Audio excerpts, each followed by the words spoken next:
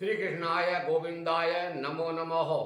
भगवान श्री कृष्ण ने धर्म क्षेत्र कुरुक्षेत्र में अर्जुन के अज्ञान को दूर करके ज्ञान देने के लिए जो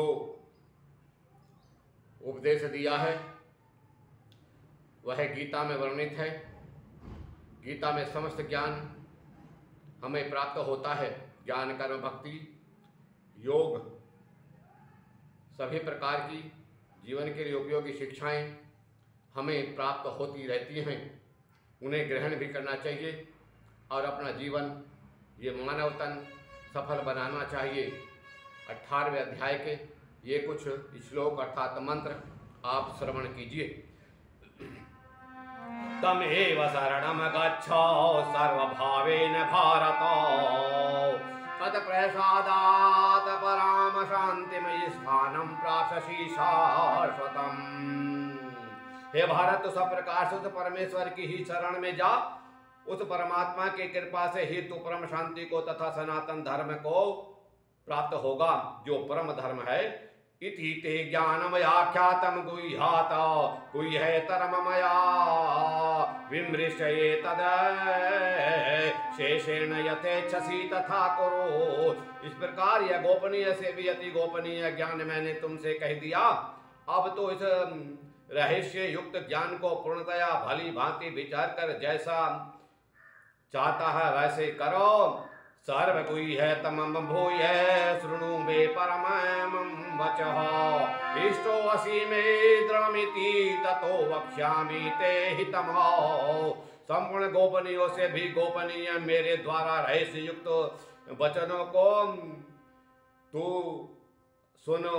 तू मेरा अतिशय प्रिय है, इससे यह परम हितकारक वचन मैं तुझसे पुनः कहता हूँ। मन मना भवय मद भक्तो मद्याजी मामय नमसे कुरु भामेशि सत्यमते प्रति जाने प्रियो यसी में। हे अर्जुन, तो मुझ में मन वाला हो और मेरा भक्त बन, मेरा पूजन कर और तो मेरे प्रति परायण हो, मुझको ही प्रणाम कर। ऐसा करने से तो मुझे ही प्राप्त होगा। यह मैं तुझसे सत्य प्रतिज्ञा करता हूँ क्योंकि तू मेरा अत्यंत प्रिय है। सर्वधर्मान परित्यज्य मामेकं शरणं व्रज अहं त्वां सर्वपापेभ्यो मोक्षयिष्यामि मा शुचः।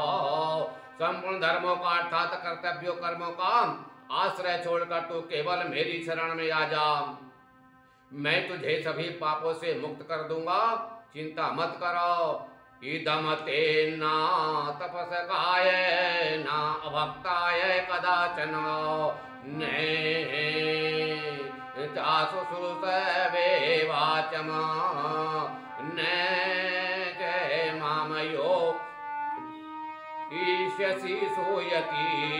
यह सर्वगुह्यतम वचन तुझसे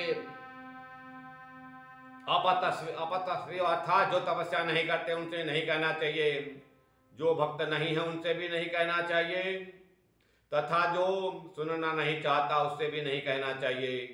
और मैं तुझ में अर्थात जो मुझ में दोष दृष्टि करता है उसे भी यह नहीं कहना चाहिए।